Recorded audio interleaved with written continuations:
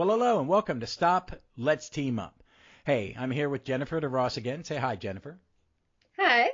Hi, and we're going to not talk about a super team, but we're going to talk about representation in we're going to comics, but in any type of entertainment or storytelling, because representation matters. I am a 57-year-old straight white man.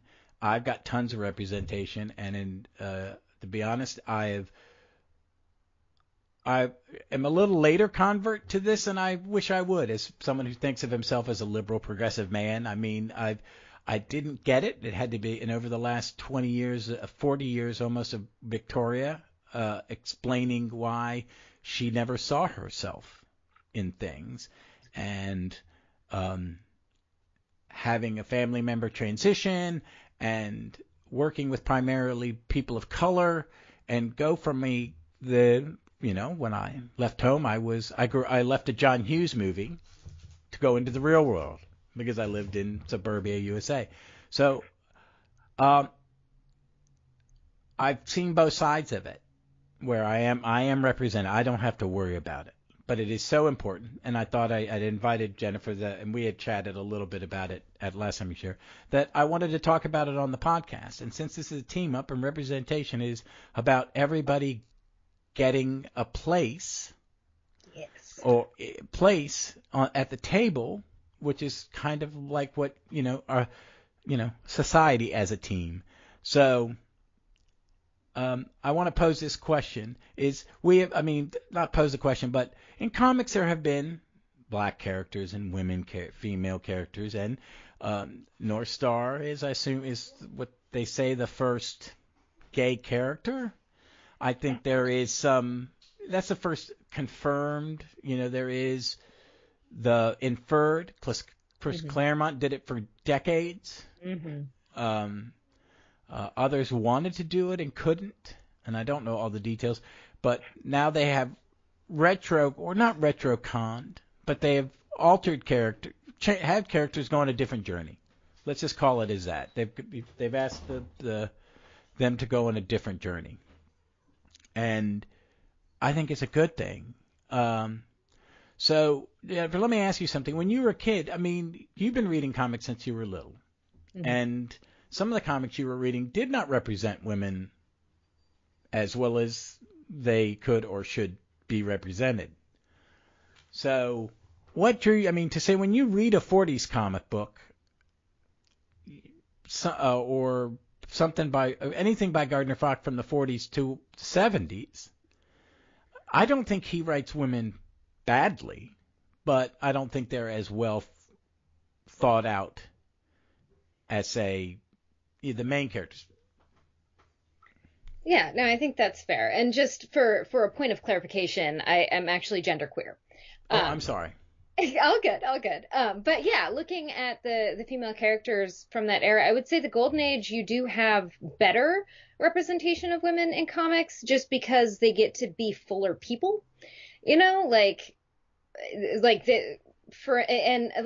in the Silver Age a little bit, like you get glimpses of that. But like, for instance, I always go to Hawkgirl, but she had a life outside of Hawkman, and I think that's important. I wouldn't say that it's great representation, and I certainly didn't see myself in any of the women characters. I was similar, where the characters that I would pretend to be in when we were playing and whatnot was like C-3PO and Yoshi and whatnot. Like, I had to find alternative points of view, and I think that's something that you still see in non-binary representation, is all of a sudden it's an alien that's the non-binary one.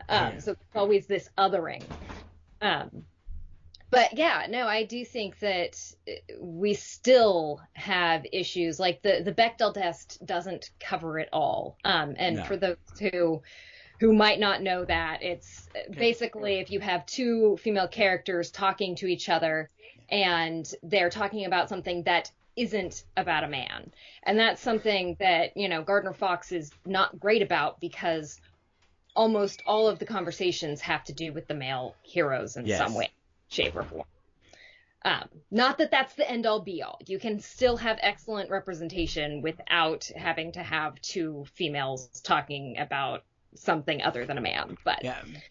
it's a pretty low benchmark that's hard to hit. Which yeah, is and then Vic taught me about that, and as we do Doctor Who, I see it more and more, and I will watch something and say, hey, I saw something that actually passed the Bechdel test in the opening bit, because a lot of television, I'm a huge Star Trek fan, and Star Trek Discovery, they are purposely expanding the representation.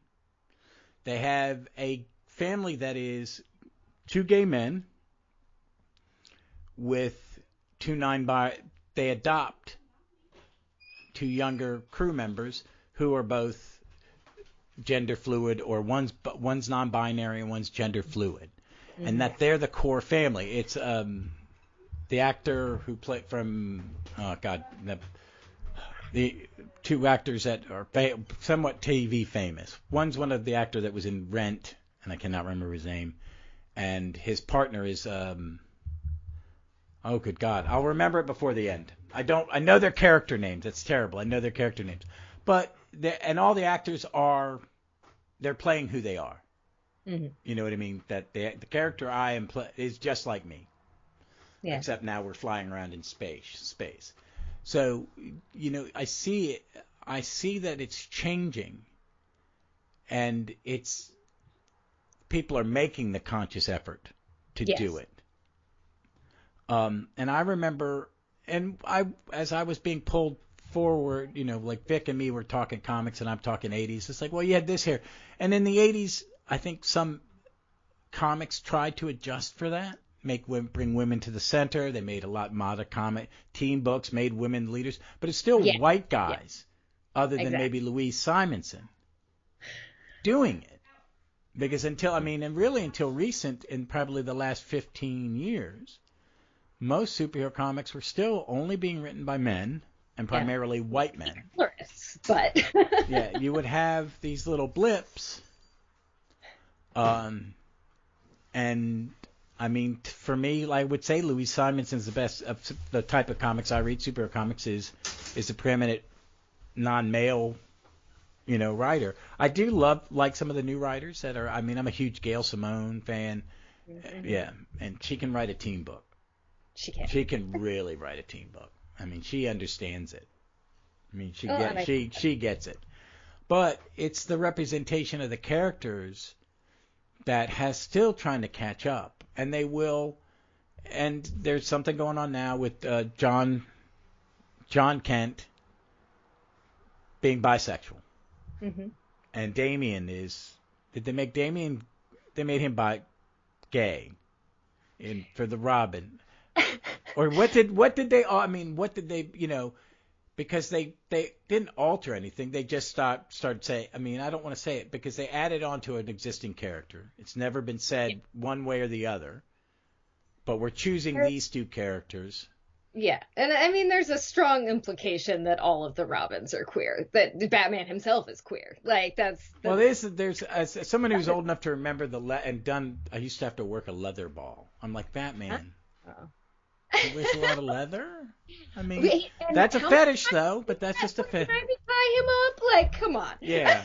Well, but see, they add it to characters. And I think sometimes, and Martin and me were talking about it, sometimes I don't think it, since it's not done by the right person.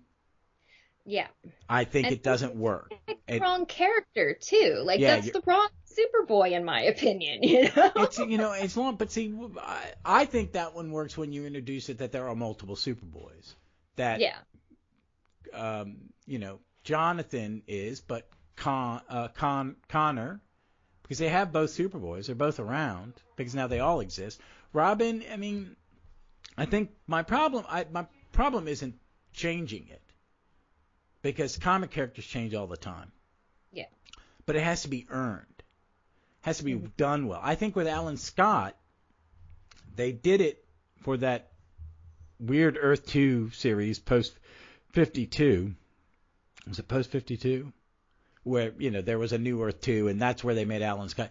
I buy it, retro-conning it to the Golden Age, because some of the writers have said, you didn't talk about it. He's just been, he was closeted. This is a man of a different generation.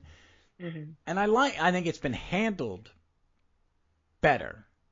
Yeah, I still don't think it's still like I'm watching a 1990s sitcom or TV show when they were first introducing gay characters into television.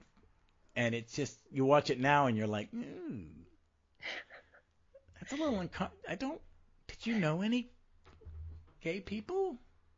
Did you, this is like one bad insulting cliche. You didn't, I didn't see it then, but now I see it because I've seen it done right, That is the difficult conversation. Is bad representation better than no representation? I think in some ways it's a case by case thing. I mean, if you're doing, it's a superhero comic. Mm-hmm. It is. There's only, and in a modern, and I really will say that, and I find myself on the podcast saying this a lot, is modern comics aren't. There's not a lot. There's not as much characterization as there used to be. I really don't think in the writing because they don't have time, and they're afraid of dialogue. Now, and they're afraid of dialogue. And the large word bubbles now, or balloons, or whatever you want to call them. They get looked down upon as lesser now. Like there's definitely a restraining and pulling back of the literature aspect in a lot of superhero comics, I would say. Yeah, and it's because I think why some of the changes, like I'm a huge Monica Rambeau fan. She was designed to be a prominent member of the Avengers. Mm-hmm. And they fast-tracked it. And they had a good writer. Roger Stern went, okay, I understand this character. She's a cop. And he just treated her as a cop. Mm-hmm. And, if it had been, it could have been a male character. He knew enough how to write her when he wanted her to be bond with Jan, so they had that stuff, but it still wasn't the greatest it still wasn't 100% there, and they did it. Sue, the FF, they tweaked Sue a bit, or they just, Byrne went, she's the strongest member on the team, right? And they were like, what do you mean? She's just invisible. She takes a little invisible thing and puts it in your head and opens it up. What happens? Your head pops. He had explained it to people. And they kept her prominent, and they still do, that she is the smartest one in the family, really. She's the leader. She's the, But that's what they would... I still think that wasn't enough because it was... They would lean into the mother aspect, the nurturer. Mm-hmm. She's a leader because she's the... Yeah, it's still that stereotype. Not all the stereotypes went away. I think now we're seeing it, especially with certain writers and certain characters. It's working, and I think that's why the conversation comes up. And I'm very good with my Twitter feed, especially on the comic ones. I understand the algorithm is good and bad, so if I see someone I think's a little comic gatey, I just immediately block them. So I'm not getting anything from them. If someone gets on my feed and says something a little off color, it's mute, block, sometimes report. So I'm using the algorithm as best as I can. But there are people that it's like, that feel like something's being taken from them. Mm-hmm. And I hate to tell them, it's like, you didn't own any of this stuff to begin with. We're just reading it. Someone created it. The company owns it. We're digesting it. Opinions. Yes. And so back to, people, guys like me and younger than me are afraid. Yes, I do think that it's a fear response, and it's also just an unknown response, and I do think that it's the same thing. Like if you change a character's race or whatnot, like I think it's the same thing. Does it make sense for that character? Like I love the casting of Momoa because of course it makes sense for Aquaman to be an islander. Like that's one of those really obvious things that. Why would he be this Viking kind looking dude. I mean, I get it. No, what? It's like I love classic Aquaman. Like Brandon, like all the points for making her perfect Ken doll, but the character makes more sense as an Islander. yeah, So I do think that whatever reaction you have, it's important to take a step back and look at why you're having that reaction. Like, what reaction are you having? Why are you having it? And what can you do with that? Like, is there actual reason for outreach there? yeah, none really. It's. I mean, I hate to say it. It's nothing. It's. I was in a. Yeah, I was 80. I was 21 years old when Crisis happened. Was I 21? Mm-hmm. 20 years old when Crisis happened. Wow. And like yeah, perfect really, age. Well, I got the fuck over it. There are a lot of people my age, a little younger. It's like, well, it really messed it. No. It didn't really mess up nothing. I loved Legion. I loved Legion afterwards. They fucked up Hawkman, but that's on editorial because Tim Truman tried to go, is this cool? And no one went, no, wait a minute, we're still using him as if he existed. Oh, shit, we gave you two different instructions. But I kind of like how they worked their way out of it. It's still, and I still can, and some of it worked, and some of it didn't. It worked for Legion. I bought it. I liked the Mon-El, Valor, Andromeda.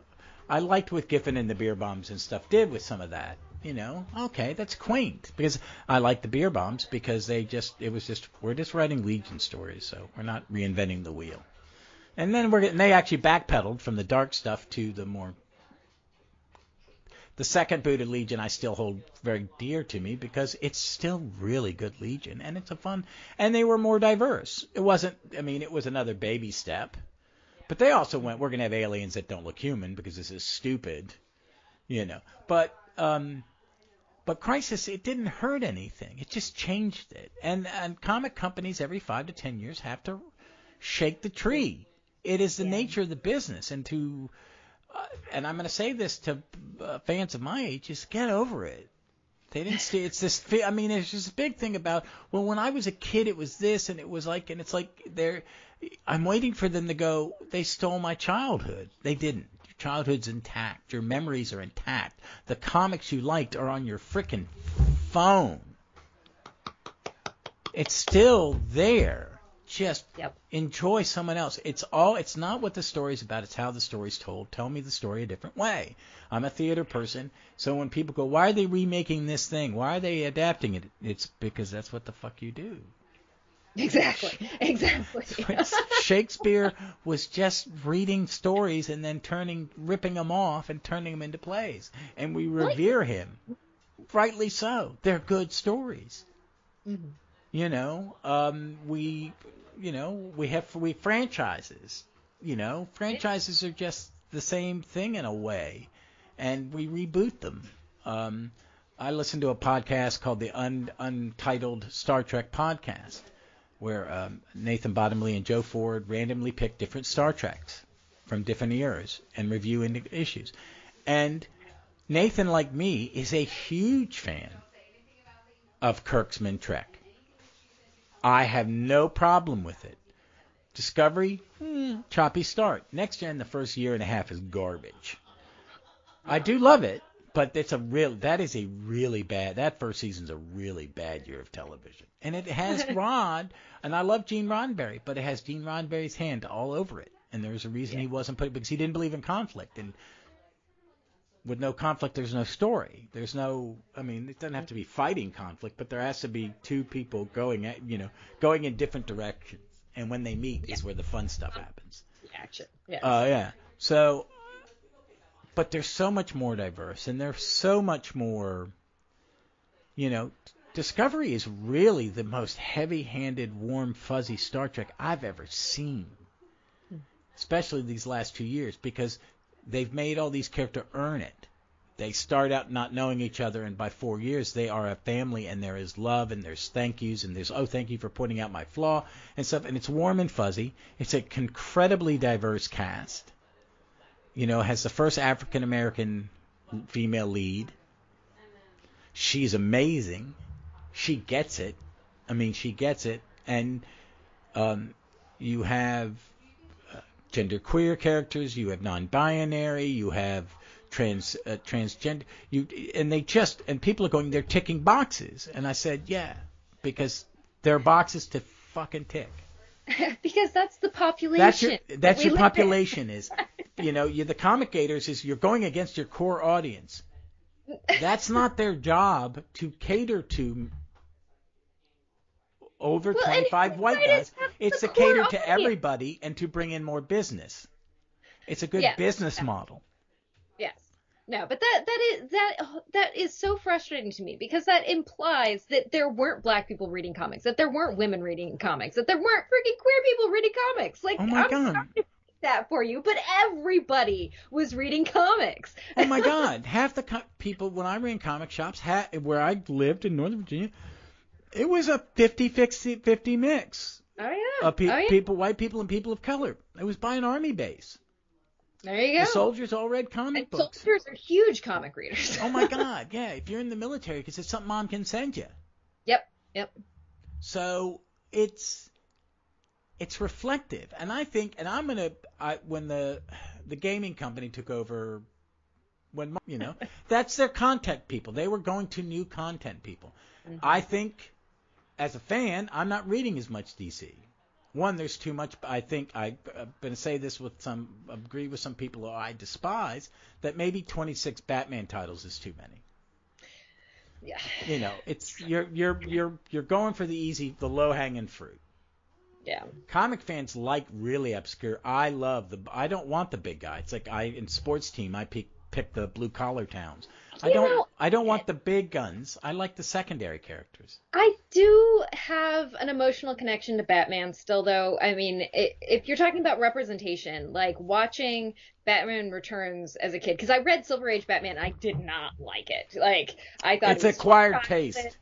Like, I can appreciate it now, but the first time I really fell in love with Batman was Batman Returns, because it represented this like even the villains, like everybody was so depressed and things were really hard and things were really bleak, but nobody gave up. Everybody kept trying to move forward, and that kind of story really resonated with me. And there are times where you still see that Batman the animated series has a lot of moments where it's like, I know what it's like to have a bad day too. So I don't want there to be zero Batman comics. I admit I'm not reading any of the current ones. Yeah, I'm actually gonna buy one. Chip Zdarsky has taken over one. I like some of his work. Yeah. I'm gonna give it a shot.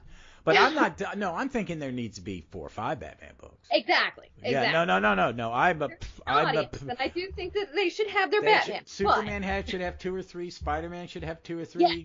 Yes, the Avengers, the teams can have 2. I understand you do, because I grew up on Superman, Action, DC Comics Presents World's Finest, and I like them all.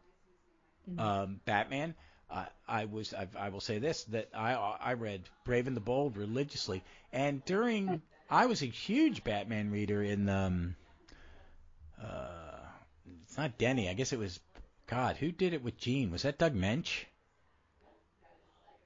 I read it in the late 70s, early 80s, and 90s, and when Gene Colan was on one book, and at one point Don Newton was on one, and when Tom Mandrake first started up, that was some good Batman stuff. Right after especially after Jason got killed. Yeah. Because I never liked Jason, and I was one of those people who read when he was introduced and went, and I didn't vote to kill him. But I didn't object to him getting killed. But I also don't mind seeing a character get killed. I'm also one of those people, you shouldn't kill him.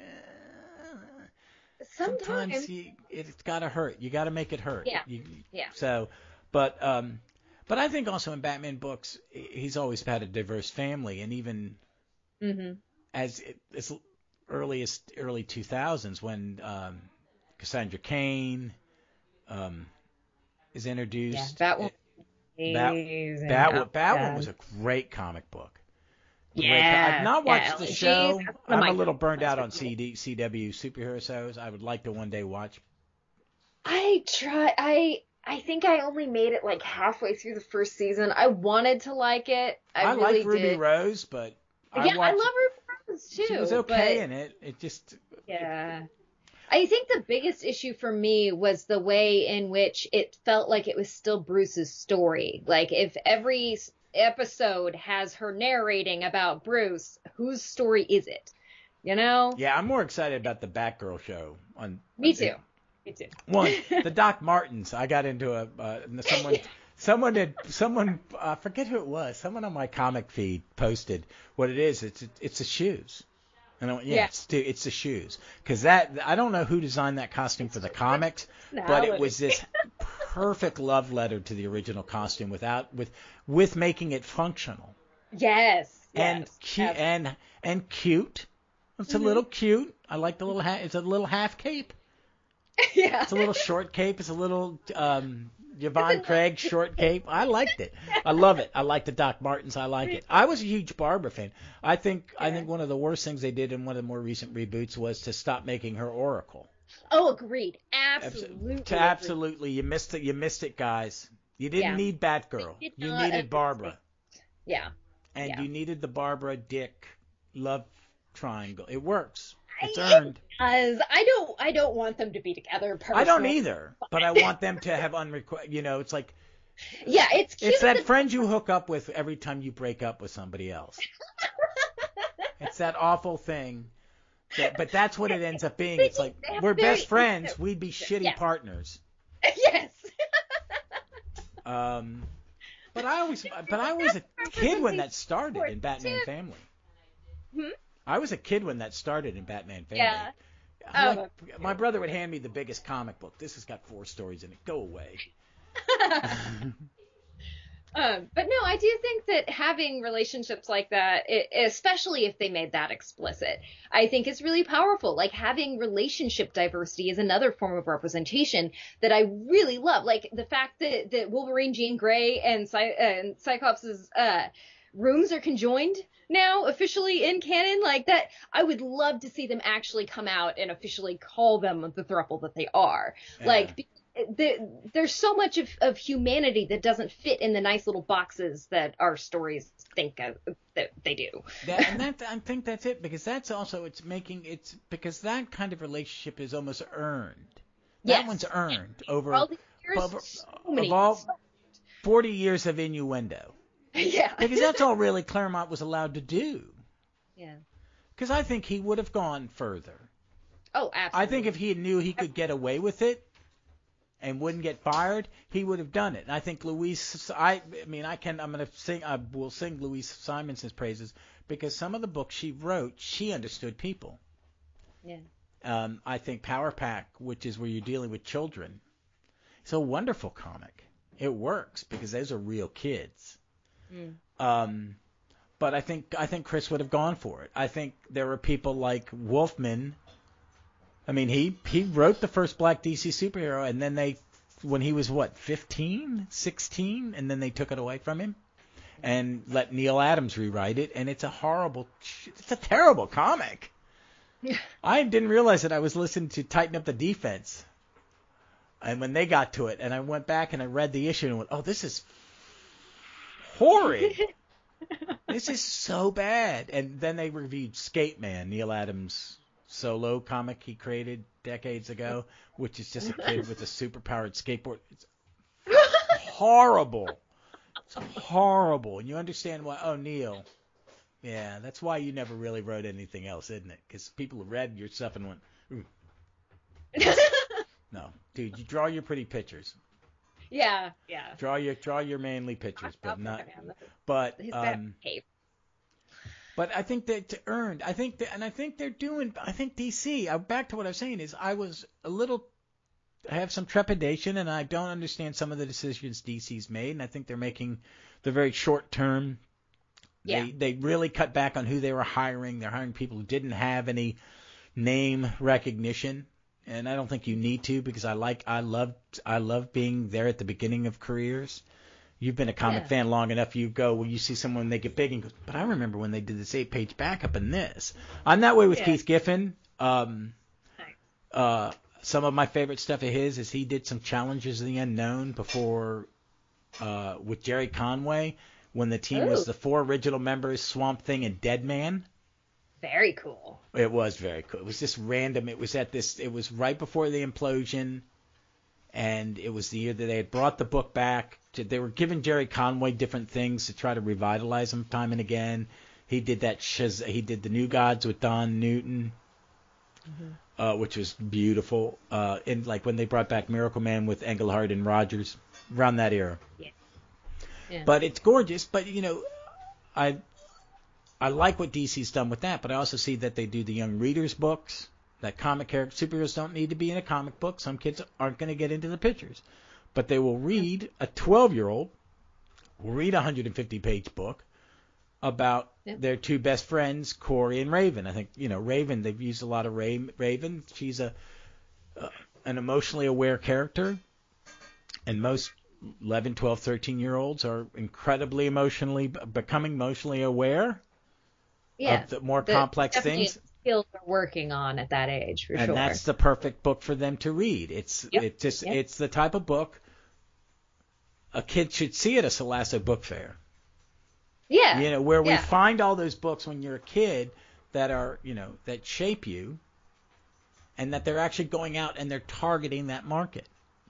Mm-hmm. What about the kids that don't want to read comics, but want to read the story about a young girl who's finding herself, or a young person who's finding their sexual identity or where they fit in this world, and are fighting to right wrongs in an heroic fashion, which is superhero. The good superhero comics and the good comic books is regular people doing extraordinary things, like in a novel. You want to see someone doing something extraordinary, and that they can go and pick this book up and go, that's me.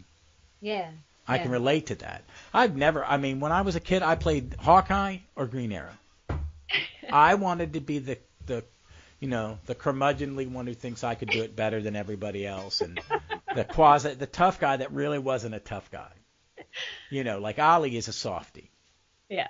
Ollie is who I wanted to grow up and be politically. A passionate softie. Yeah, he was who I aspired to politically as being younger. Oh, And my thing is like, eat the rich. My mom really identified with him too. It is. I like it. It's like, I've got everything, and whatever. I really think Denny, and a lot of it was just that. And Hawkeye was the guy that was like, I'm not going to be Cap. Yeah. Yeah. But I want to be a hero. I want to be a hero. Comics, like the show, the movie. He is the good movie Hawkeye, but that's not the Hawkeye I wanted. Hawkeye. Exactly. Yeah. It's the Hawkeye TV series was wonderful.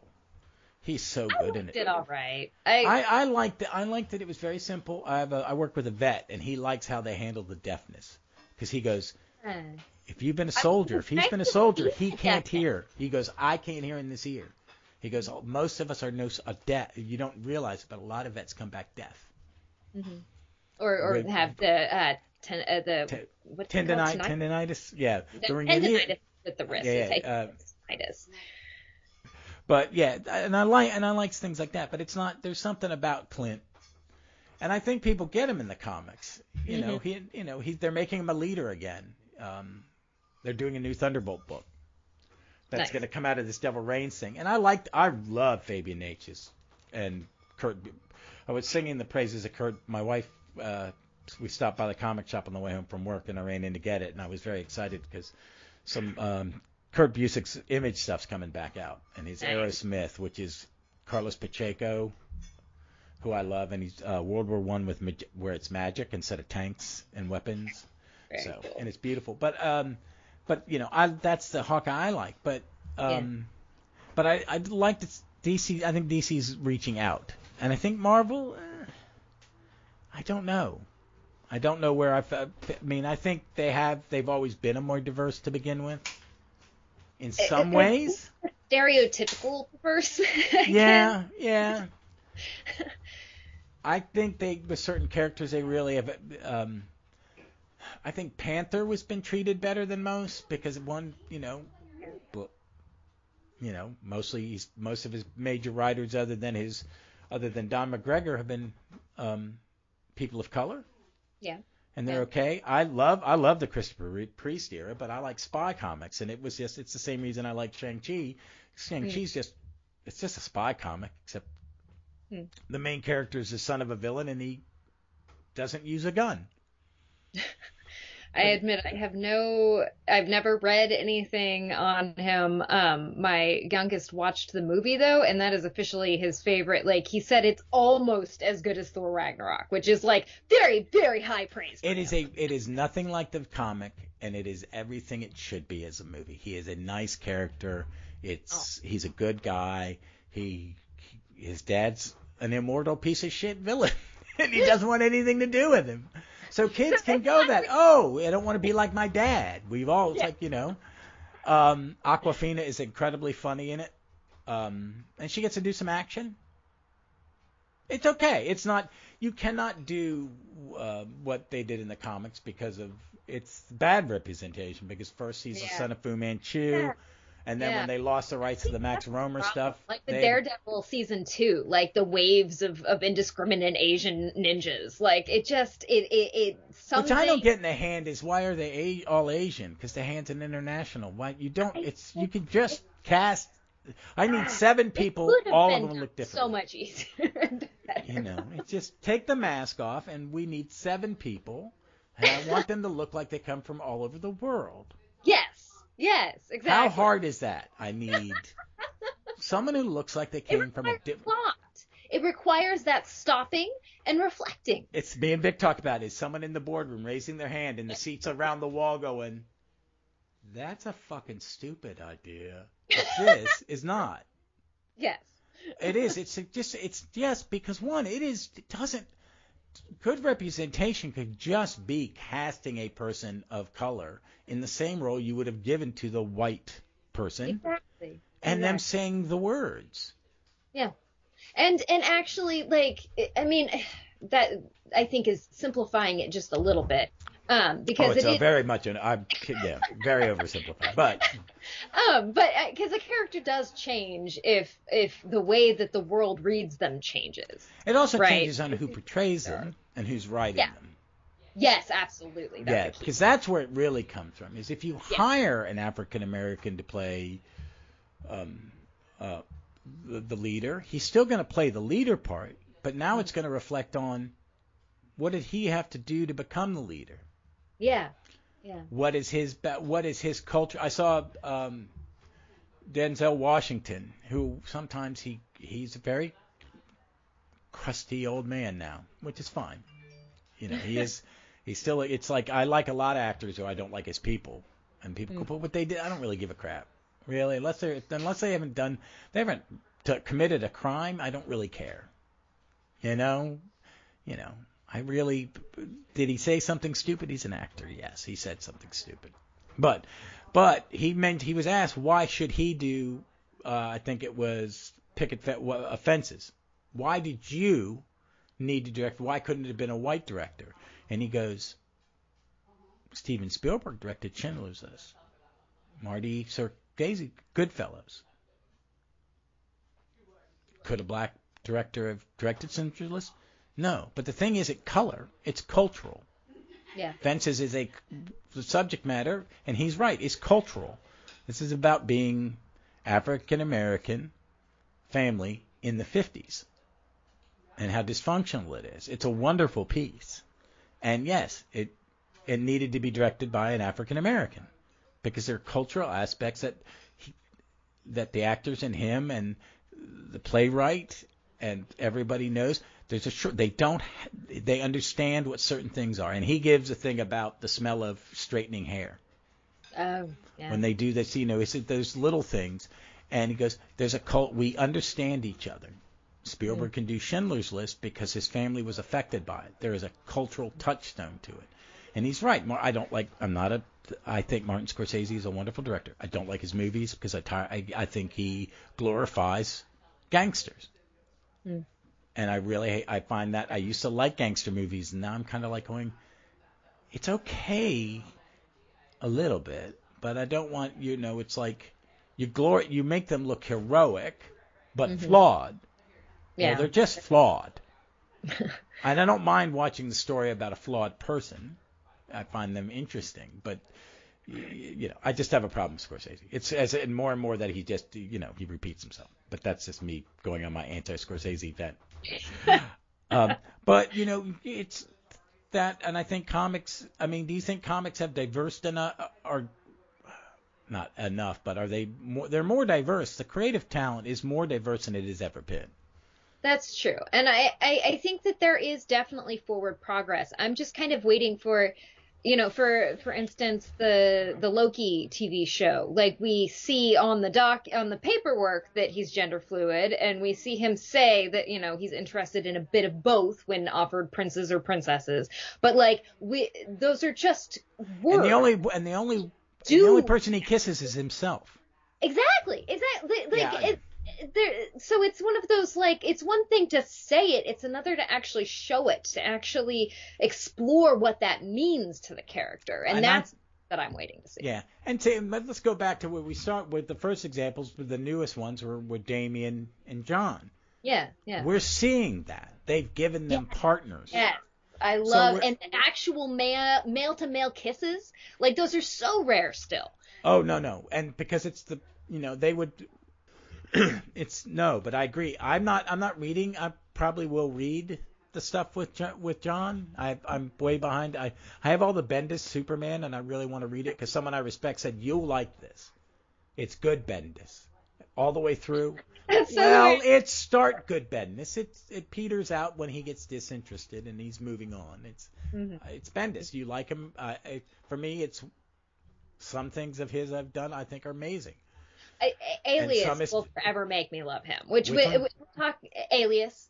Alias is such a good book. You'd like Manhunter then. I think you would like, if you liked Alias, you'd like Manhunter. You'd like Manhunter for the legacy stuff. Probably, yeah. But it's Aronovich. It's not Aronovich.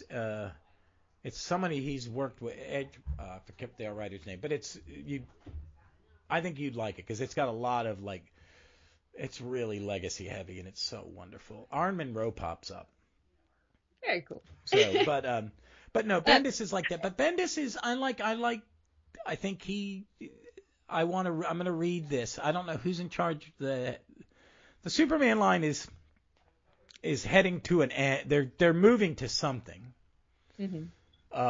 And it's more than the death of the Justice League event, which is coming up. But I think the company is. One reason they kind of wanted to say that all the earlier stuff all happened is so they can continue to write stories about it. But they're going to go. I think if they're going to do what I think they're doing, this new next generation of heroes, they're going to. It does seem like points are going that way. And I think they may be trying to do this more than just a hiccup. And if they're smart, I think what they do is they hold their ground. And they allow those books, if they start to struggle from old readers, just keep trying. I don't think they give comics a long enough. You need to give them 18 months. I agree. You got to give them some time. And I think if that's what they're going to, the Flash of China, they're gender fluid. I've not read anything except I've seen them in Justice League Incarnate. Yeah, that's right. Which is okay. I'm enjoying that. It's a DC comic book with different versions. Captain Carrot's kind of creepy, but because he's not funny animal, he's like giant freakish rabbit mutant. He's absolutely has to be funny animal to work. It's really creepy. It's really creepy.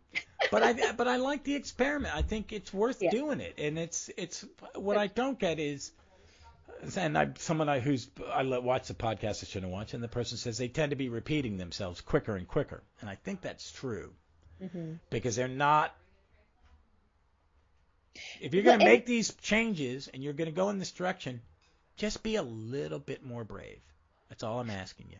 Be a little bit more brave. If you're going to make those decisions, you have to follow through with them. What I think is the problem is it's the same problem with any literature is we hit the postmodern and then we just keep like, is this postmodern? Is this postmodern? Like we've just hit this stagnation, where it's that late stage capitalism stagnation Yeah. that happens. And I don't think we've found a way out yet. We just keep rehashing the same ideas and Yeah. seeing what I might I think interest. a revolution. I think a change will come, and I think it's Oh, coming yeah. because one, we're seeing the digital comic is, I use digital I do the services because I can't have 50,000 comics in my apartment. Exactly. And most of the stuff I want's on it. If I'm missing it, I've got a couple runs that I've got all my All Star and Young All Stars and certain things, and I have the floppies of Justice Society books that haven't been reprinted, which like why the Mike Paroback Justice Society has never been reprinted. Mm. None of his work has been reprinted except his uh, any of the animated related stuff he did. And I think he's one of the best comic artists of that generation. I love his stuff. I loved his animated. He did the animated books for a while. It's him and I forget the other artist, but they look similar. But I would, if they're going to do this, they need to just stick with it. I think DC needs to be even braver. Mm-hmm. I think they need to kind of create new Batman sidekicks if you want new Superman sidekicks. Yeah. I think Bendis has created a great character with Naomi. She's a character of color, but she's an alien, which is kind of like, couldn't you have just made her human? Yeah. Yeah, I mean, I understand why he's doing it because she's supposed to be like her. She's supposed to be a Superman. Look, there can be a female Superman. Yeah. We can invent a new super Which hero. is direct response to that, like, well, if you want characters like this, then you should just make new ones. And I think that connecting them to the characters that everybody recognizes is the smart way to do that. Because otherwise, it's really hard to have a new character actually take off. Yeah, yeah, and And Naomi has it that she sees Superman in something that's she wants to. yeah. She has a fixation on him and she doesn't understand. And I haven't read the latest of Justice League. 'Cause I'm behind. I like the lineup because I like a big lineup on Justice League. So okay, Black Adam's in Justice League. I'm okay with that. I like the nebulous Black Adam. Am I a villain or am I a Yeah. leader of my own country? And I don't like yours. And you stop telling me how to run mine. Especially, I'm a man from the Middle East. Would really like the Americans to shut up. Yeah. So I'm actually really looking forward to that movie, the Black Adam movie. So I like The Rock. I like him. His movies entertain me. He makes me laugh. I think that Kevin Hart movie where he's wearing the fanny pack and the unicorn rainbow shirt, and he's supposed to be a secret agent. I couldn't stop laughing. He's so sweet in it. It is. If you haven't seen it, it's called is it Undercover. No, they're like two high school friends, and The Rock was the kid that got beat up all the time, and Kevin Hart used to defend him. Now it's 20 years later, and they're grown up, and he's huge, and Kevin Hart's still 5 foot whatever. Oh, And, that's kind of cute. oh, I and like that. he still wears a fanny pack, and he's wearing a little rainbow and unicorn T-shirt, and he's an enforcer for the CIA. He's a CIA agent, and he is just the sweetest person you've ever met. And all he wants to do is he keeps telling Kevin Hart, "You're my best friend." He goes, "I met you once," but he goes, "But you protected me." So I'm going to Oh. protect you now. It's very sweet. Aw. It's very, very sweet movie. I watched it and went, this is way more sentimental than I thought it was going to be. But I mean, I think in some ways, I think DC's making all the right choices for their future. Yes. I may not read. John's not going to count. I mean, John. I may read the story and go, oh, that's a sweet story about two young people in love, or wow, poor kid, his heart's broken because the villain killed his partner. They're going to they're going to make it painful because it's the nature of the genre. But I think the representation's good. It's not for me. But as I said before, I can go back and read. And not everything is for you. Yeah, it's not supposed to be for me. I don't need it to be for me. Yeah. I mean, there is stuff that is not written for me and not made for me that I love. That's And I true. watched it and went, one of my top 5 movies is Strictly Ballroom. Oh. It's about competitive ballroom dancing in Australia. It's very camp and over the top and stuff like that. But it's, the fans my age need to get over it. And just don't read it if you don't want it. Exactly. I buy, I'm going in. I buy my comfort comics. I always get Avengers. I always get Legion. There's some other stuff I like. FF's good right now. It's fun. Dan Slott knows what an FF comic, and Rachel Stott is drawing it, which is making me very happy because I think she should be writing more regular mainstream books. She is. I saw her. I read her. She did some Doctor Who, and she's done some some not big two books, but now she's getting some big two work, and she should, because she's as good an artist as she can do the big group superhero pieces. She can do a superhero comic and then do a Doctor Who science fiction one. It's a nice, clean, nice style. It's nothing. She's not rewriting the book, but she should be working She should be working. Her name should be on a lot more comics. I try to anything certain writers write now, because I think writers get the short stick in comics right now. I think the ones that are written by good writers are really good. Al Ewing and Javier Rodriguez did that new Defenders book. Yeah. Stunning. One, it's where art and writing, because Al Ewing writes. Yeah. He did I just reviewed one of his Doctor Who runs, because he did Matt Smith Doctor Who for Titan for about a year. Nice. Really, I didn't realize why it was so good until I bought the trade, and I never read who did this. This is Al Ewing. No wonder I like it. But I'd like to see more. This is where I'll be doing some heavy editing. I'd like to see more diversity in the creative staff. Yes. And I went back to say that DC with the new leadership is they're trying new things because they're new and they're coming from a different medium. Yeah. And they're also younger. I think the main problem with Marvel is the leadership is not exactly wanting things to go forward as far as diversity and representation. No, I don't. And I don't know what their trepidation, because I know their writers want to. Yeah. I think Hickman would do anything he could get away with. I like Hickman as a writer, but his stories are you gotta read a lot of crap. You gotta read a lot of everything in their tomes, and they're better read in huge chunks. But that's just, to me, it's just like, and I started his X-Men, but it just got too much. It's like there are too many books. I like Marauders a great deal because it's Kitty Pryde's the captain of a pirate ship. Yeah. I like that. I like that a lot. I love Kitty. Yeah. I love Kitty. It's one of the first times I actually saw a young woman portrayed as a young woman. Yes. Like, I think a young woman learning. Yeah. And changing and growing because she's got good mentors. Yes. Yes. She's got Storm and Scott. Yep. And Wolverine, and all the other characters at some point have a parental impact on her, which is what happens to kids in families. Yeah. You're not only your mom and dad imprint on you, but aunts, uncles, everything. You become that perfect hybrid of your family, and that's why I think Kitty Pryde is probably one of the most popular X-Men, because she was raised by X-Men. Yeah. And all the writers, for the most part, they I think writers who didn't know how to write her wrote her up very quickly. And I think sometimes with some of them it was like, I'm not messing up Kitty because I don't want them coming to my house. Just pitch it for. She does have a passionate fan base. She too. does. I wouldn't piss them off. But I love her. I've always thought she'd be like, when I think of X-Men lineups, who's going to be yours? I'm like, well, it's probably always going to have Scott, Kitty, and Storm in it. Yeah. Yeah. And then, it's like. Well, and Nightcrawler, just because Kitty and yeah, Nightcrawler. see, to me, it's always going to be the Claremont Byrne base. Yeah, I agree. But it's just, Scott should be, it's like Cap should always be Avenger or Avenger Tangent. Yeah. You gotta have the stick in the mud too. Oh my God! And I never liked Morrison's portrayal of him when he got a little too nasty. But someone turned me around on it. They went, no, but think about it this way.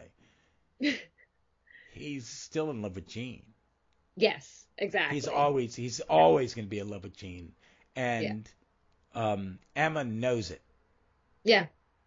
Yeah. And he knows it. That relationship is so complicated. Like. Yeah, but once after someone kind of just made me think about it, I went back and went, oh, and that's what they're writing. They're actually writing yeah. They're writing subtextually a real relationship of two and people. that's the thing. It's reading between the lines on a lot of this stuff. Yeah, and I think right now we need writers like, I'm going to be the old fogey. We need Engleharts. We need Roys. We need Marv Wolfman. Marv Wolfman wrote great relationships. Yeah. Teen Titans works because it was about a family, and him and George wrote it as a family. I think it's why I think it's why the book suffered when Wolfman left. Yeah. I don't think it was ever the same. Even when he didn't, he didn't have someone going, okay, let's end this. I think George, some of the arcs after post George went on a little too long because there wasn't someone there to go, okay, let's end this story. Let's start something new. They need writers that are going to explore this, and they need a diverse group of writers. I find Trina Howard. Yes. I like her. Willow Wilson. I like her stuff every time I read it. Oh, absolutely. Yeah. I like Kelly Thompson. Writes good straight up superhero book. She's not trying to do anything else. Her Captain Marvel is just, when she was writing it, you're not trying to make a message out of this. Yeah. You're just trying to prove that this female character can be the badass and the leader of a. To me, that's what I got out of it. And I went, okay, you did it. I don't think I've ever really followed a female character as a solo title. I'm not the biggest fan of solo titles. I do have some of my favorite. When I pick like favorite teams lineups, when I do an Avengers, Jan, Wanda, and Monica Rambeau are always in it. Sure, yeah. I'm like, no, that's, if I had room, if I had more numbers, Jennifer She-Hulk would be in her too. Okay, she's great too. But Jessica Jones for me is always in everything. I didn't mind Bendis's Mighty Avengers because that kind of New York-based eclectic team that he put together I like that. And I read Jessica Jones, and that first arc. Oh my God, it was so powerful. It was so powerful. And one of the things that, speaking about representation, one of the things I really, really like about her, and it does prove that a male writer can write good female stories or female focused stories. But one of the things I really love about Jessica Jones is the fact that she is read as female, and like the story is focused around the struggles that she's had as a woman, like those very specifically focused on her gender, but the way in which she actually embodies herself isn't specifically gendered. Like, she doesn't wear the makeup. She's wearing baggy clothes. Like, she very much like, and a lot of the characteristics about her, like she she fights, fucks, and drinks like a man in a lot of ways. Yeah. And so it leaves that room for that disjunction, which I think is really the interesting stuff. That, and just the way in which we're so viscerally like connected to her, like seeing her immediately. We're thrown in things like that. We are aware of her lived experience as being in her body, which is such an interesting. Well, doesn't it start? I mean, it starts right in the middle of her and Luke being together, isn't it? Yes. Early in that first issue, it's like not together at that point. At that point, she just wanted anything to make her feel. Yeah, but I mean, they're in an intimate moment. Yes. Very early on, to see that she's a hard drinking, you know what I mean? Yeah. I always liked it because when they would reflect on her past as this hero we've never heard of, that he brought in Bagley. Yes. So there was a juxtaposition between Malieve's art and how she viewed in her head how the superhero world is, and she's this. Yeah. I'm not that person anymore. I'm this person. I live in this dark world. I'm trying to find myself. I'm trying to reestablish myself. But I lived in this weird cartoon world of these other nut jobs. She doesn't want anything to do with them. Female sexualized and whatnot. Yes, and she's the costume. She's it's this idiotic costume with nothing to protect her upper body. Except that she's flying in a bustier. All the things. I know. And I like that book because one is that Luke's there so to help her feel anything. I like Luke. No, in I do that too. thing. And what I like is that it's earned, that you finally Yes. see Luke have someone he loves, Yes. because they do end up together, and I like that.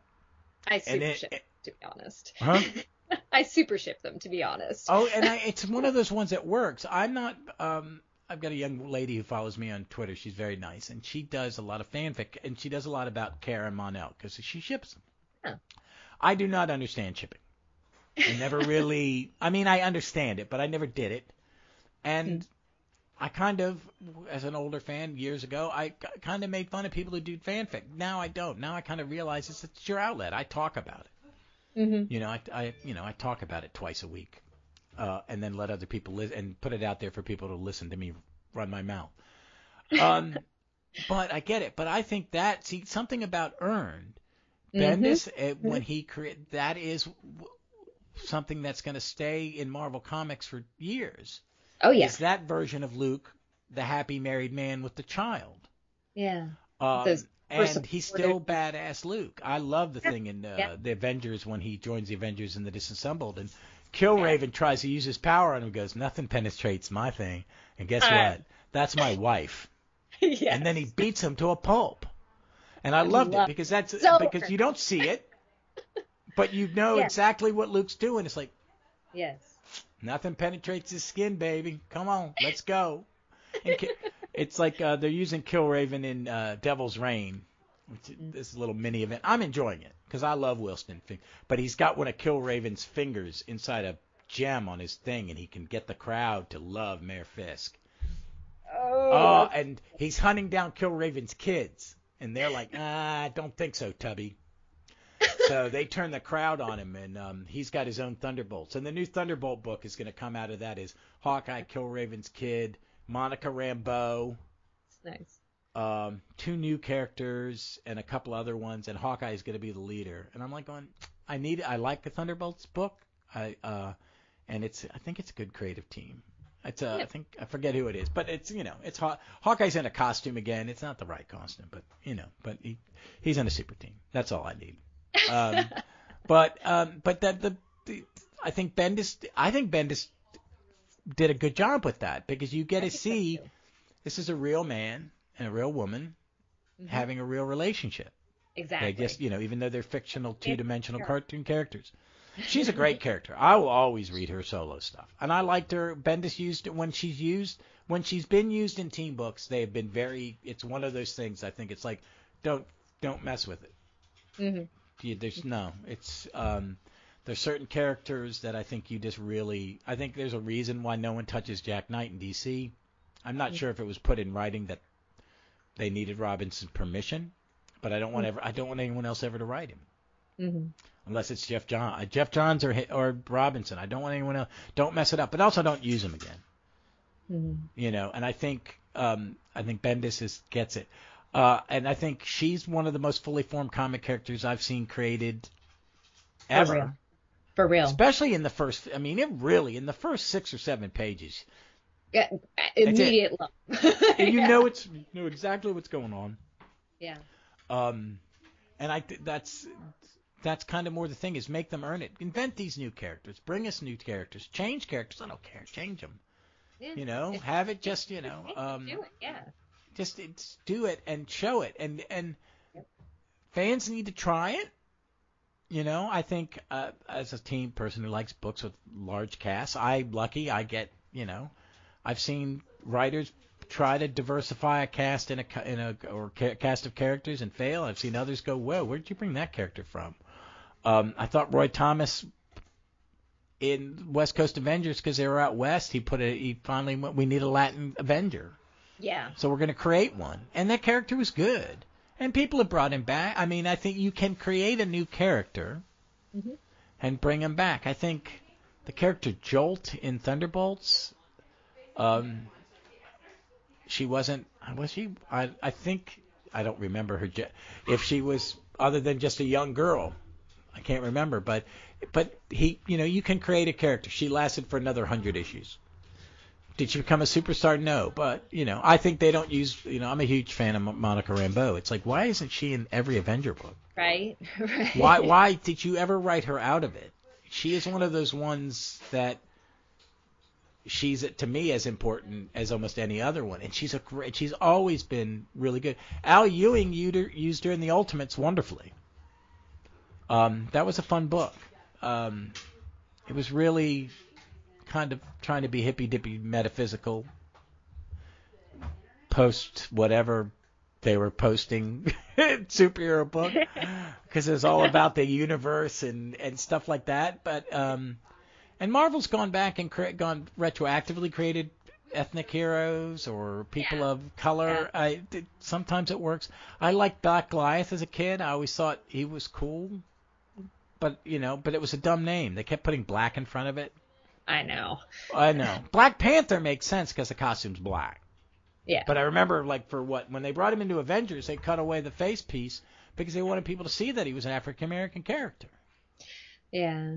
And it was, it didn't work. Black Goliath, because I read him, he was in some books as a secondary character on and off that I liked. And Byrne did a nice redesign, and then they just called him Goliath, but then they whack him. But I'm trying to think of anyone that they've actually succeeded in. They're not. I mean, I'm surprised that I'm going to say this, is normally I think Marvel's a little ahead of the curve, or used to be. Maybe I'm seeing that. Maybe I'm seeing that from rose-tinted glasses toward the past. I think DC's making a conscious effort to expand its market in a world of media, in a medium, and in mediums that are very diverse. I agree. And I think they're on the right tack. I mean, I think I have weird questions about their business model with the comics, but I have that with everyone right now. I'm like this: make them bigger, charge us more, but put content in it. Yeah, make them bigger if you're going to charge us more. That's the big. That's it. Add 4 pages back. Yeah. Every comic should be 2 chapters of 12 pages. Yeah. Because I'm reading a lot of 8-page Legion stories, and they're thin. I like them. But it's a backup. And then when I read, what did I cover? I covered something, and it was a Silver Age Justice League story, and it was, I can't remember what it was, but they're 2 chapters. Yeah. It's like 24. It's any Gardner Sikowski Justice League, man. That's a lot of stuff. Yeah. I was following along on Earth 2 podcast, and they were doing, it was a crisis on Earth X where the evil Johnny Thunder and Mr. Terrifics comes back. Those things are tomes, but they're great. And it's my thing for DC would be to expand it, double down on it, do more. I wonder how the tween books have done for the YA books have done for them. I mean, from what I've seen, they've been doing really well. That's great. Then that's good. That's what I want to hear. Yeah. Because I know we're hearing a lot. There's a saturation of superhero stories. It's there's a genre. A new genre has been created. Just get over it. Don't go see it. Yes. It's just another genre. Yep. That's what it is. Just don't watch it. I've not been really. Still haven't finished the Eternals. I haven't either. It's really slow. On those movies, I admit. I've liked most of them, more than others. This is the first one where I'm like going, where are you going with it? And why isn't Dane Whitman in every scene? Because that's who I want. I want Black Knight. I want Dane. Yeah, I know. I want Blade, and he's going to end up probably in the Blade movie. Which is okay. I don't get. I'm looking forward to him playing the gentleman that they've cast as Blade to play Blade. Yeah, I think I'm excited to see Blade again, honestly. But no, I think that's one of the things that, especially talking about Spider-Man, I think that Marvel worries that fans won't stick around for every movie unless it's with a character they know. Like, they don't seem to trust that Spider-Man can carry his own movie. You got to throw Iron Man in there. You got to throw Doctor Strange in there. Well, I think that's also, I think, a little bit. I think you're right, but I also think it's Kevin Feige going, "This is how I keep Sony from fucking it up." I tie it to my universe. I make them tons of money, and they get their dumbass hands off it because they would mess up painting a wall white. They're idiots. Look at the damage they've done to the licenses they've owned by doing exactly what you said. But Feig just does it a little more entertainingly. You know, because I have a friend at work, and he says that he thinks that the third Raimi Spider-Man he purposely tanked it. That when they made him put Venom in it, that dance scene where Tobey Maguire's dancing down the street, that is just offensively terrible. Yeah. It is terrible. That he thinks Raimi did it on purpose. When they made him put Venom in it and didn't make it about Sandman and Spidey, which would have been that would have been great, because Sandman was really done well, I thought. And he wasn't a villain. He was a misguided. Exactly. And he was well performed, and he looked great. It looked so good. And the second Spider-Man was good because it was just him versus a good villain. Yes. So I think the next time I tried to watch Spider-Man 3, I went, oh yeah, I think about it. He did it on purpose. And I'm looking forward to his Doctor Strange movie because it's going to be overwritten. We're going to see America Chavez. I like her. Yes. That's going to piss some people off, and I'm all for it. I'm waiting for a new Doctor Who to be announced, and I've said this, and I'll keep saying it on all my podcasts. I hope it's a woman of color, and I hope that it blows, or it's a binary, it's a gender fluid or binary character, as some people have asked. I just don't want to. I really want them to double down on a woman. I want them to do it. I think it's important because if they back off from it now, it's the fans get that thing that they want. The same thing that happened with Star Wars. Like if the fans get loud enough and they cave, then they feel like they won. Yeah, which gets me is stop listening to the people screaming. Thank you. Yes. Stop listening. If they're yelling at you, they don't have. Us all. Yeah, they're yelling at you. They don't have a good argument. Yes. And I think that having a person of color as Doctor Who is really important too. So I think the only option is black woman. My podcast partner Vic, she really thought it was going to be a Southeast Asian man. She thought it was going to be Sacha Dhawan, who ended up playing the Master with Jodie. And it played in the movie, the movie about the creation of Doctor Who. He played Waris Hussein, the first director of Doctor Who, who was a gay Southeast Asian. And I think you could still cast him. I think he'd be a great Doctor. He's a great Master. But I think I really think it needs to be an African American woman. I would like them to use they're saying that the woman we call her the Division Doctor, the Fugitive Doctor played by Joe Martin, is a doctor. They've said it, and yes, she is a doctor that we have never seen before. That the doctors had many, many lives that have been erased from their mind. I like that too. I do too. I'm like, it adds mythos. People freaked out. You're screwing with canon. It's like, no. What show are you watching, man? Opening canon. Yes. They've been tweaking this shit for 50 years. Get over it. She's amazing. And I think they need to double down on it. I think Marvel and DC need to keep hiring more diverse people. I think that's, to me, is the best way to open it up.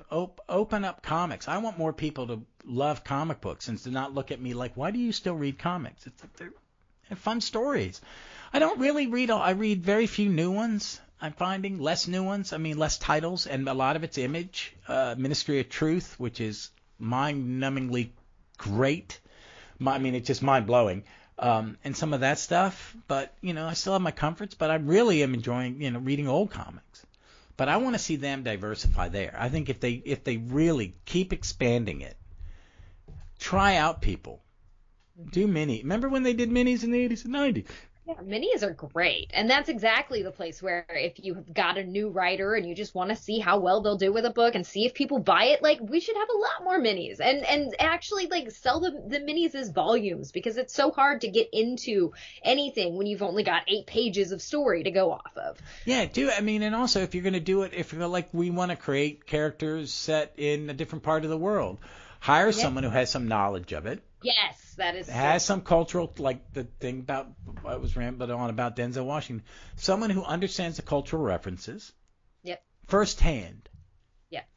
And let them write. Give them, okay, I want you to write a Captain America mini, and then I want you to create 2 new characters. Well, what do you want the characters to do? I don't give a shit.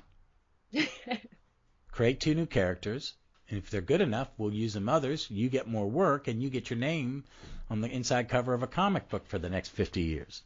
Yeah. I'm giving you an opportunity to create something and own part of it. And let them own 10% of it for the Yeah, that's the incentive. You've got to give them a reason that, like, yeah. Because they have it. I mean, in the 90s, sometimes there's volumes of comics that aren't reprinted because if they reprint them, they have to pay people because they signed them to all those crazy contracts of the 90s. Which is ridiculous. I think that it delayed a lot of stuff. It delayed Ostrander's Suicide Squad for a decade. Yeah. Because and guess what happened? All 9 volumes sold out. I mean, I have all of them on my shelf because I sold my Suicide. It's still one of the best superhero comics I've ever read. And it's great. He's a cranky old bastard, but he wrote a great comic book. But don't just ask your current writers to try to ask them to be inclusive, but bring in more people. I mean, I think you need to diversify. I think a good company has a good mix of name people to bring in money. It's like I used to work for theater. Yeah, you would play in your theater. The theater company I used to work for would have a musical, and that would pay for the 2 dramas. You'd have a musical and a comedy, and the musical was going to pay for the 2 dramas because no one was going to come and see it. Or you would have less houses. And sometimes you'd have huge houses for the drama because it was a great show, but the drama is a gamble. Yeah. The musical is not. So, yes, you have 7 Batman titles. You hire a big gun who's going to sell a lot, and not play it safe. You're going to hire somebody who's going to, hire a Morrison or a Bendis or a Hickman, someone like that. But also bring in new writers and give them the satellite books. Yeah. I mean, that's how Fabian Nietzsche got to be writing because he was a backup guy. Roy was a backup guy to Stan, and then Jerry was a backup guy to Roy. Yeah. You can mentor them and then give them free rein to create their own characters. Okay, I want a team book. I want 3 existing characters, 2 new ones. And I want the new ones to be totally different, like what Lynn, Wine, Claremont, and Cockrum did with X-Men. Yeah. I mean, that's groundbreaking. Yeah. That team. I mean, I think they stuck, they didn't push it other than, I think they just played everybody as a hero and they did, they would bring in their background, but not a lot. I think there's so much they could have done more with, I like them bringing in religion with Nightcrawler, that there are people of faith. Yeah. I'm not a person of faith, but to say that none of these heroes have faith, they don't talk about it, it's really, when 50% of the planet are people of faith, someone's going to, it's what I've always liked about Daredevil in the last 25 years, that he is a Catholic. Yeah. That him being a Catholic is incredibly important. It is. Even though he's a lapsed one, I guess. Well, what it is it just builds characterization. Like you've got a better idea of who he is as a whole when you factor his faith in. And I mean, that's true for any kind of representation. It just fleshes out the person. Yeah. They did that in Star Trek Discovery when they brought in the character Christopher Pike, because now they're going to do a show about Pike. That Pike's a man of faith in the 23rd century, and there are not many of them left. They find a planet where people have been kidnapped, imagine that, and pulled across. This whole church was pulled across the galaxy by this alien. Very Star Trek. And that the landing party is Pike, who understands what a church is. And Burnham characters like, what? It's like, my father was a minister. That, that it still exists. Yeah. And the other team member who is the Data's job. Oh. On the ship, she's from a planet of Luddites who do not believe in technology. Oh, that's interesting. So she understands faith and the basic that people living in with a low-tech world.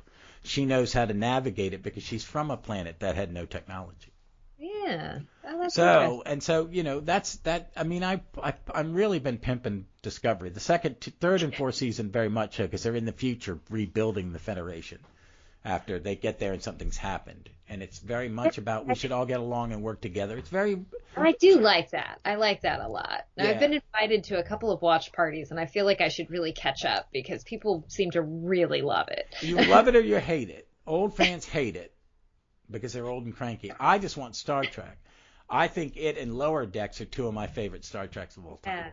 Lower Decks is hysterical, and it's a love letter to 90s Star Trek. It's a big, I love you, but we're going to make fun of all that dumb shit you did.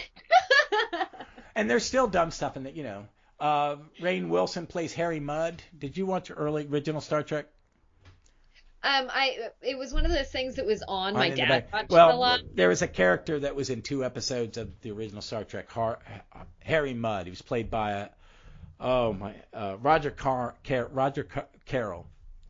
Was in a sitcom actor. And if you'd ever been forced to watch a 70s romantic comedy, he was in 1 or 2 handfuls of them. He would always be in the background. But he plays a con man. Okay. And Rainn Wilson plays him in Discovery, and it's a wonderful love letter to him and to campy Star Trek, because he's a big fan. I do like campy. But I think I like it. The first season is what they don't like is what we're talking about is she's an orphan raised by Vulcans, a human orphan raised by Vulcans, and has no place in the world because she finds out later something that she couldn't go to. She's raised by Sarek. She's Spock's adopted sister. That's cute. But she doesn't have a good relationship with her father, Sarek, and you find out why. That is, he had to make a choice, and it broke his heart because in some way she got the short end of the choice because she wasn't his blood, and he had regret. It's wonderful, but she screws up and starts a war, and then has to build her journey back to becoming the perfect Starfleet officer. And it takes 2 years. It takes 2 seasons of a lot of stuff to where her former shipmates are all now on Discovery, because you don't see Discovery until episode 3. Wow. It's earned. It's That's earned. Cool. It's very cool. It's very cool. And I like it. I really did. I had a problem. I got about 4 episodes in and then kind of went, eh. And then I went back and I went back one and watched it and went, oh, you just needed to watch one more episode. And I had a friend tell me, you got to get to the Harry Mudd episode and through that. And I went, what? Just watch. And so I had to watch 2 episodes and I went done. It's like, yeah, dude, because I watched the next 2 when I was done. It was like, but I mean, I'm like more cutting here. But back to that, what do you think? Do you think more diverse characters, or do you think getting diverse talent will create the diverse characters? I think it has to be both. I think the diverse talent is the most important, but if we don't have the actual representation in the comics, it's going to be a dying art form. I think it is. You think it's dying? I don't think it's dying. I think it's changing. I think you Good. mentioned That's what I'm for. I'm all for change. I'm afraid that the big companies will shit the bed and kill it. I do think that they're going to say the movies are what make money. It's like no. Oh yeah, with the movie universes, I think are going to continue to do their. But they need you need to create characters so directors. So in 10 years, a director goes, no, but I grew up on this character. I grew up on, John Kent. I want to tell the stories of John Kent. Which would be amazing. I think I've heard nothing but raves about the Superman CW show. My brother Hugh, who has been reading comics since 1955, 56, says it's the best representation of Superman he has seen on film, period. Wow. I went, really? He goes, they get it. He's 3-dimensional, but he's Superman. And I like Christopher Reeves, but it's very cartoony. I love Christopher Reeves. I do too, but I'll even sit through Superman 3. Superman 4, no. There's not enough drugs in the world to get me to sit through Superman 4. But I like it.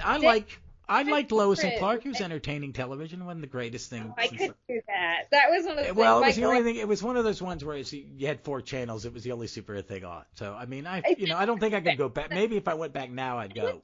Focused on romance, I think. Like that really was what appealed to my grandma was the romance. It was a soap opera. Yeah, it was totally with a kitsch villain in every episode. But I liked Smallville. I liked aspects. Some Smallville. I really Smallville I really struggled with for a number of reasons, but I think that one of the reasons that I struggled with it is that they highlighted some of the things I don't like about Superman, like the way that he literally is spying on Lana all the time, like freaking the telescope pointed right at her bedroom. Like there's so many but that is Superman. Like, and so it's one of those things that made me feel like I didn't like the character. Yeah. To date, I think my favorite Superman is Brandon Routh's in the big Crisis event. Like seeing him with that actually plays Super. Oh my God! Like his whole host. I didn't mind him in that Superman. I want. Yeah, I didn't mind him as Superman in that movie. The movie was terrible, but he was fine. He was a really good Superman, and I love him. My wife's watching Chuck, so he's in that for a couple seasons. Oh yeah. Yeah. But I liked him in Legends of Tomorrow. I do. He does. That's a fun show. I need to catch up because it's just I like a show. It's where the writer goes, I don't really care. Yeah, I care, but I don't care what the network thinks because they wanted me to do this straight, and it wasn't working, so I went camp. Yep.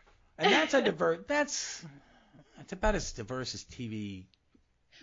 Yeah, actually, I would agree. I mean, it could be even better, but it's always been a very diverse cast. Yep. And when it comes to gender, color, that the women are all leaders. I really like that the guys in that show are pretty much. It's like I have this conversation with a lot of people, but when we talk about the Star Wars movies, it's the only one who's not an idiot is Princess Leia. Han and Luke are morons. They'd all be dead. And that's when people got upset about the second of the sequel movies. I was like, have you not been watching this stuff? Clearly, they've been watching a different movie. Because Leia is the only one who's not an idiot. The women are the smart ones in these movies. But see, this is the thing is they don't pay attention to the women. Like they just it's like they've got their blinders on for anybody that isn't a white man because of the way that society has informed us to think that the white men are the ones that are leading everything. And I think, that's a good point because I see with, like on Twitter, the shipping I see for Doctor Who, they have this, I'm going to say, the Tasman, which is what they do the shipping of the 13th Doctor and Yaz. Okay. Yeah. And that they made it in the New Year's special that she admits she's in love with the Doctor because the other companion goes, "Have you told her?"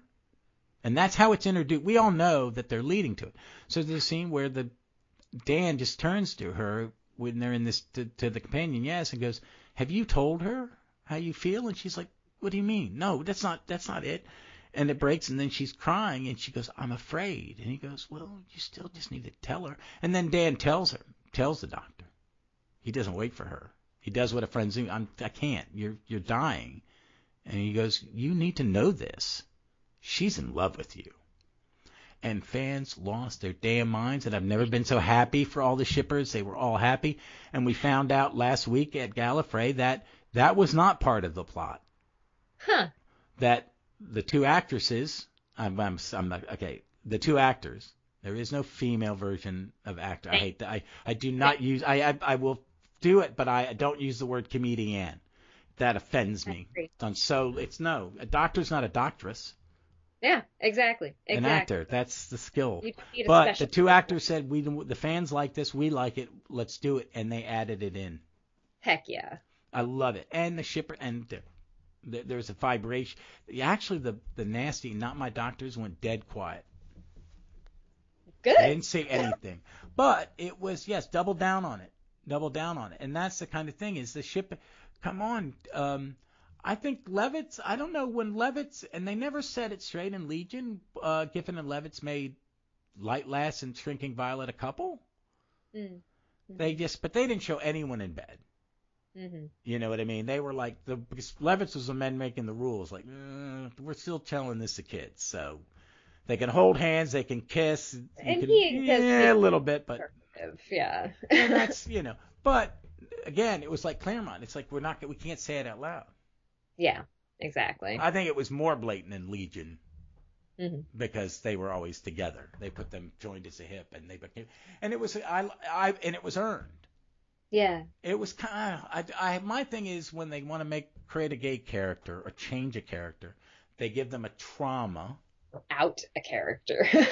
Yeah, And that is one of the really that's one of the things that I'm not sure how I feel about it, because oftentimes the people that I know are traumatized, but that's because and I get that, like, that makes it easier. I know I'm certainly drawn to trauma filled characters.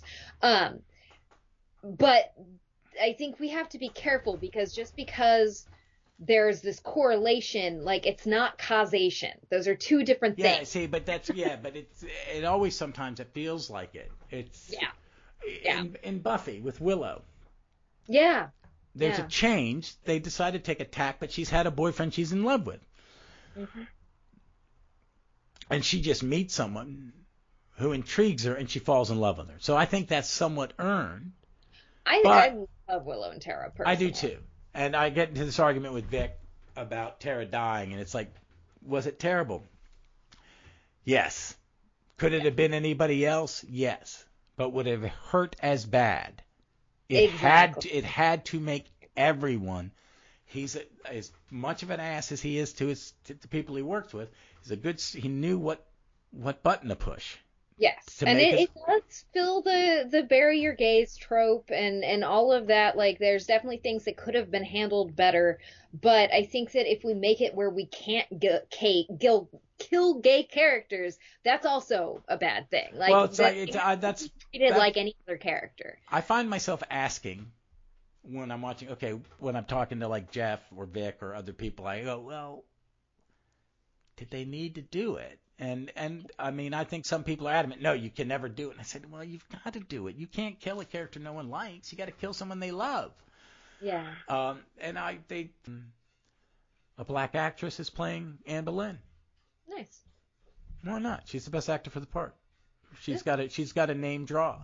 I think that's some of the people they're looking at for the new Doctor Who. There are a couple that have name draws that will bring people in. One, and two, to see, but I think you need to do that too. I think, back to what we were saying, I think I want to see more of it. Even if I may not like the book you're writing. You may not be writing something that's going to speak to me, but I want to see it. I want to see more of this stuff. I was always, when I ran comic shops, because there need to be more kid books. Yeah. DC just did that DC Infinity, which was kind of like a continuation of the cartoon. That was the best Justice League comic I'd read in 15 years, but a kid could read it. And it had multiverse. It had the the Superman, President Superman, as a main character in it.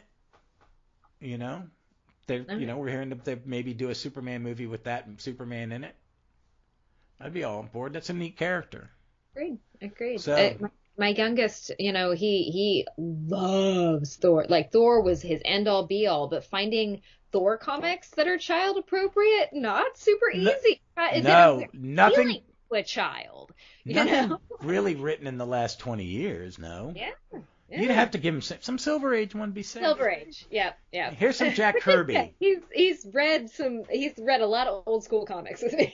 Well, that's good. No, that's good. That's something good about the Silver and the Bronze Ages. You can give him something. Exactly. I mean, Jack Kirby Thor would be a good gateway drug.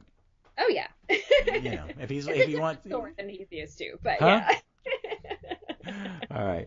Well, hey, Jennifer, let me wrap this up. Thank you for coming to talk about it. I'll be editing like crazy, I have a feeling, because of tangents, but I may just leave it all in. But I'm thinking about having a conversation like this on one of my Doctor Who podcasts too, because I think it's something that I think needs to be talked about, and I hope we touched on it in some way that people could understand. I get a little lost. Thank Jennifer for keeping me on track. But it's something important that there should be more. We should be wanting a wider audience. We should want wider range of characters in this medium, because, I'm going to go back and read Legion. I'm going to go back and read an Avenger comic, but I want to read a new one with a new character. We have a new Phoenix, who's Echo from Bendis's reign. She's now a Phoenix too. It's weird. It's Aaron, Jason Aaron. It's a little over the top, but I want to see new characters. I want to see new versions. I like it when they switch it up. I liked Sam as Captain America. I thought Captain American Winter Soldier with Sam deciding to become Cap and seeing it earned. And I liked his book. I've always liked Sam Wilson as a character. Same. I want to see more of it. I want to see more. Just more of every different type of person in the world writing comics, writing their characters, and telling interesting stories. And I think, we're in a time where we're becoming very tribalized, very segmented, and it's a bad thing. It's safer. It's also sillier to me that, there's a lot out there. Embrace it. Check it out.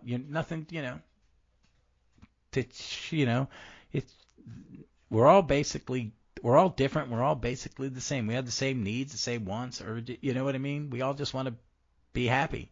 So just show us a wider variety. Give us more. I'd love to see someone.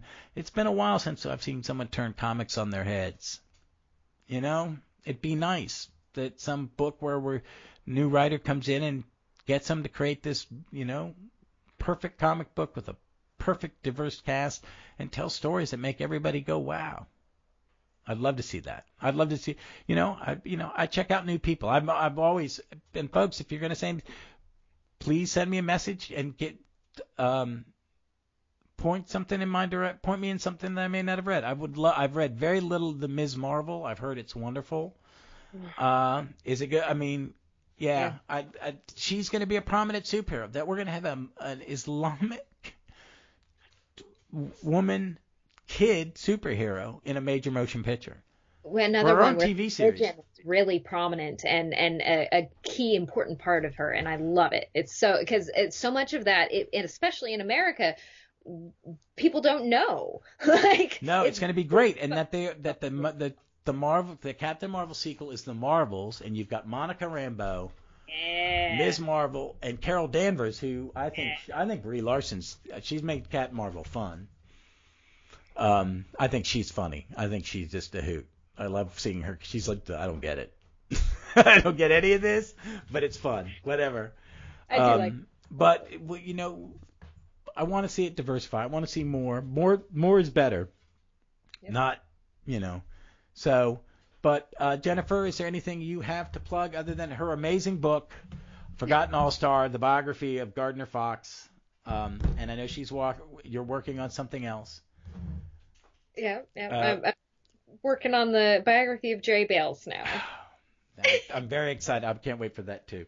So, you can find this podcast on Twitter at JSA4E. That's JSA, the number 4E. I have a YouTube channel, as some of these will go out with no video. I'm not brave enough to put myself on video, but they are on YouTube. So if you want to check it out there at Stop Let's Team Up and subscribe, it would be helpful to the algorithm, because I would like to, this does cost me a little bit of money, and I'm trying to find just to make $50 or $60 a month to pay the fees. But also you can find me on my Gallifrey Most Wanted podcast, and the Runcible Report, and you can find us on the internet at Gallifrey's MW Pod or at Runcible Report. But you know what, folks? You be good, be safe, and read some comics. Thank you. Sorry that meandered so much. Oh, good. No. I have noticed we tend to talk. I know. I don't get to talk to comic people sometimes.